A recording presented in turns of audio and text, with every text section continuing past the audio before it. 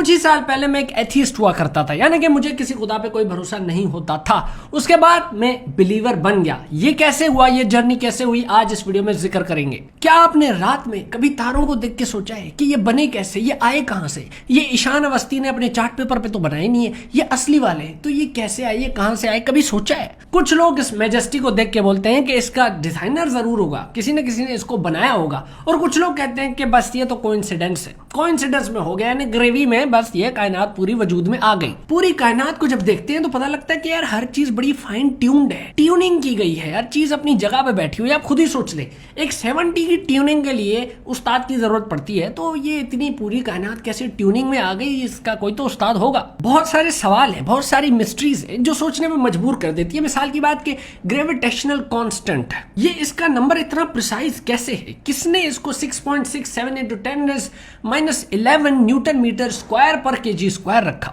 Electron का मास इतना precise calibrated कैसे है? अब ये सब किसी इंसान ने तो नहीं किया, कोई फुनसुक वांगड़ू वाले साइंटिस्ट ने तो ये नंबर्स नहीं रखे हुए। ये सारी मैथ्स तो कुदरत की तरफ से दी गई है, और इस पूरी कायनात में हड़ाउड़ी भी नहीं है। हर चीज बड़े सिस्टमैटिक तरीके से चल रही है, हर चीज मैथ्स के लॉज को फॉलो कर रही है। एक एस्ट्रोफिजिसिस्ट फ्रेड होल जो होले होले सोचने के बाद कहते हैं कि यार ये जो प्रोबेबिलिटी है इस पूरे कायनात के होने की, जो चांसेस हैं वो बहुत कम है। और वो इस तरह से हैं कि जैसे समझ लो कबाड़ खाने में तूफान आ जाए और उस तूफान से सारा कचरा मिल मिला के गोल गोल घूम घूम के बोइंग 747 का जहाज बन जाए। बताओ भाई इसके चांसेस कितने हैं? तो बस इतने ही चांसेस थे इस पूरी यूनिवर्स के बनने के। न्यूक्लियर फोर्स जो कि एक एटम को होल्ड करके रखती है, उसी के ऑपोजिट उसको बैलेंस करने के लिए एक इलेक्ट्रोमैग्नेटिक फोर्स होती है जो रिपेल करती है। ये किसने सोचा, ये किसने किया? क्योंकि भाई साहब ये जो स्ट्रॉन्ग फोर्स है, अगर वो कम हो जाए तो एटम तितर बितर हो जाएगा, और अगर ये ज्यादा हो जाए तो न्यूक्लियर फिजन हो जाएगी, फटके फ्लावर हो जाएगा सब। तो ये एटम इस तरह की एटमें पेश ना करे, ये किसने डिजाइन किया?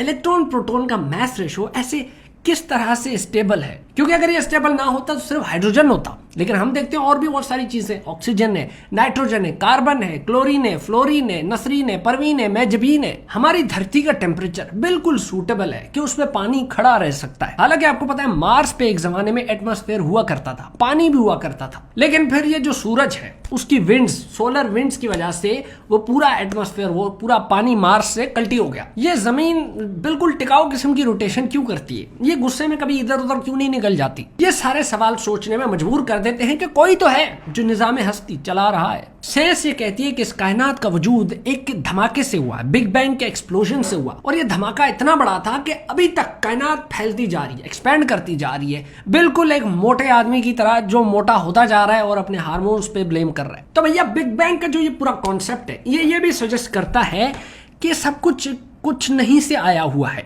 यानी it was all created out of nothing. इस बात में मुझे वो गालिब का शेर याद आ गया कि न था कुछ तो खुदा था, कुछ न होता तो खुदा होता, डुबोया मुझको होने ने, न होता मैं तो क्या होता। क्या बात है, क्या बात है, क्या बात। तो हम तो भैया यही मानते हैं ना, जब कुछ भी नहीं था तो खुदा था। अब ये जो बिग बैंग कहता है कि कुछ नहीं से सब कुछ बन गया, इस बात को बहुत सारे रिलीजन्स भी सपोर्ट करते, जैसे क्रिश्चियनिटी जेनेसिस के ओपनिंग वर्स में है कि लेट देयर बी लाइट, और हमारे इस्लाम में आके देख लो तो हमारे पास कुन फयकुन का कॉन्सेप्ट है, यानी उसने कहा कि हो जा तो वो हो गया। शायद यही कुन वो एक्सप्लोजन का पॉइंट था। तो इस पूरी कायनात का फट के फ्लावर होके बन जाना साइंटिफिकली और रिलीजियसली जस्टिफाइबल है। एक काम करो, रात में अपने जानू से ये पैकेज में बात करने के बजाय निकलो और ऊपर देखो, देखो इन तारों को, बिलियंस ऑफ गैलेक्सीज को देखो। क्या ये तुम्हें हैरत अंगेज नहीं करती? अगर तुम्हें ये हैरत अंगेज नहीं करती तो क्यों नहीं करती यार? यही तो मसला है, लोग यहाँ क्यूरियस नहीं है, सोचते नहीं है। बस यहाँ पे कोई अंग्रेज आ जाए तो उसको जरूर देखेंगे, हैरत से अंग्रेज को देख के हैरत अंग्रेज जरूर होंगे,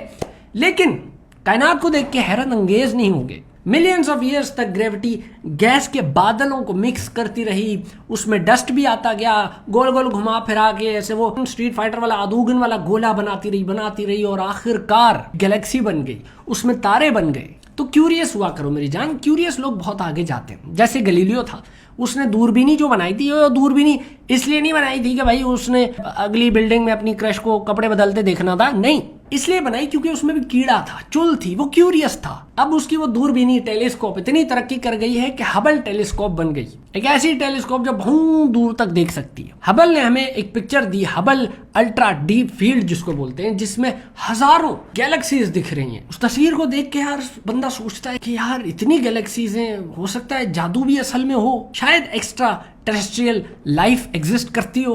बहुत सारे सवाल हैं जो क्यूरियस करते हैं, जैसे कि हमारी धरती का डिस्टेंस सन के साथ वो कितना टिकाऊ किस्म का है। अगर हमारी धरती करीब आ जाए तो सख्त से सख्त लौंडे पिघल जाएंगे, पूरी दुनिया खत्म हो जाएगी। अगर धरती दूर हो जाए तो सब कुल्फी बन जाएंगे, सब ठंडा हो जाएगा, यानी हैबिटेबल जोन नहीं रहेगा।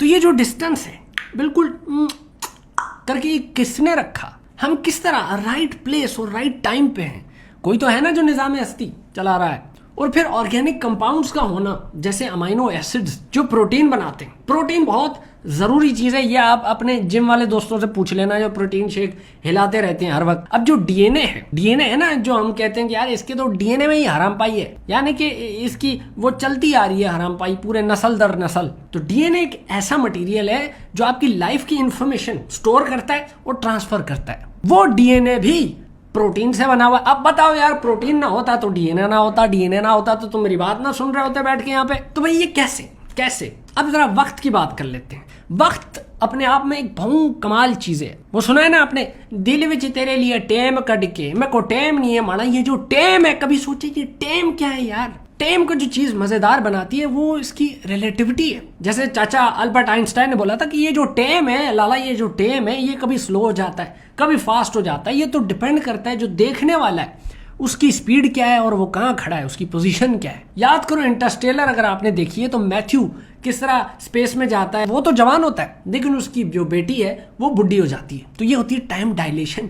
ये किस तरह वक्त बदलता है, उसका वक्त दूसरा था, इस बंदी का वक्त दूसरा है। यानी टाइम तो जो है ना वो तो रिलेटिव है। और फिर इस वक्त का लीनियर डायरेक्शन में चलना, यानी सीधा सीधा चलना, पास्ट से फ्यूचर की तरफ चलना, ये भी बड़ी कमाल बात। यूं करके टाइम क्यों नहीं है। और इस टाइम के सीध में चलने की जो बात है उसको सेकंड लॉ ऑफ थर्मोडायनेमिक्स भी जस्टिफाई करता है। वो भी ऐसे ही कहता है कि जो एंट्रोपी है, एंट्रोपी बोले तो हड़ाउड़ी, वो हमेशा ओवर द टाइम बढ़ती रहती है। मिसाल की बात कि आप एक अंडे को ब्रेक तो कर सकते हैं लेकिन अनब्रेक नहीं कर सकते। मेरे ख्याल से आपको समझ नहीं आ रही, बात बहुत टेक्निकल हो गई है। देखो भाई, जो दोंदा बकरा है उसके मसाने आप कुचल के उसको खस्सी कर सकते हैं लेकिन अनखस्सी नहीं कर सकते। एक दफा खस्सी हो गया तो हो गया, यानी कि टाइम पीछे नहीं आ सकता। जैसे शर्ट पे कॉफी गिर गई तो गिर गई, अब उसको अनस्पिल नहीं कर सकते। तो ये सारे सवाल, तो ये पूरी कायनात ऐसे मिस्ट्री से भरी पड़ी है, ऐसे सवालों से भरी पड़ी है। जैसे कॉन्शियसनेस कैसे आई भाई, जिसको रिलीजन तो रूह का नाम दे देता है ये, लेकिन साइंस को नहीं समझ आ रही कि ये इंसान एक्चुअल में जिंदा कैसे है। और ये जो इंसान एक्सप्लोरेशन करता रहता है ये रुकनी नहीं चाहिए और ये रुकेगी भी नहीं, क्योंकि इंसान के अंदर एक फितरतन एक चुल है कि उसको पता करना है। किसी बच्चे को आप बोलते हैं ना कि बेटा नहीं करो, उसमें हाथ नहीं डालो, वो एक्सटेंशन है, आपको करंट लग जाएगा। अब यूं करते रहोगे, हमें लगेगा हंस रहा है, तुम्हें करंट लग रहा होगा, मरना जाओगे, ऐसे नहीं करना, गलत बात होती। अब उसको जितना रोकोगे वो बच्चा उंगली गीली करके अंदर डाल देगा। तो एक चुल है, फितरतन एक चुल है एक्सप्लोर करने की। और इस चुल से अगर आपको कोई रोकता है तो ये गलत बात है। कोई भी रोकता है, कोई भी बड़ी अथॉरिटी वाला अगर आपको सवाल करने से रोकता है तो उसकी बात नहीं सुनो, सवाल करना बहुत जरूरी है। तो अब आते हैं मुद्दे की बात पे कि लोग अक्सर कहते हैं कि मुझे जवाब नहीं मिला तो मैं कन्विंस नहीं होऊंगा। अब मुझे जिस चीज ने एथीस्ट से बिलीवर बनाया वो जवाब नहीं थे, वो तो सवाल थे। इन सवालों ने मुझे सोचने में मजबूर किया कि कोई तो है जो निजाम हस्ती चला रहा है, वही खुदा है। तो बात यह कि लेकिन सवाल की चुल खत्म नहीं होनी चाहिए। जब भी इंसान नाउमीदी में चला जाता है तो वो भटक जाता है, लेकिन फिर जब ज्यादा सोचने लग जाता है, सवाल करने लग जाता है तो वो ट्रैक पे आ जाता है। तो जी बस अपना ख्याल रखें, अपने अंदर एक कीड़ा जो है उसको जिंदा रखें, वो चुल जिंदा रखें, जानने की, पहचानने की, क्यूरियस होने की। इसी बात पे आपसे लेता हूँ इजाजत। आई होप आपको ये वीडियो अच्छी लगी होगी। अगर लगी है तो उसको शेयर करो, इस चैनल को करो सब्सक्राइब। मिलते हैं आपसे किसी और वीडियो में, किसी और बात पे करेंगे तबसरा। तब तक के लिए भाई को दीजिए इजाजत। मैं चला, गुड बाय।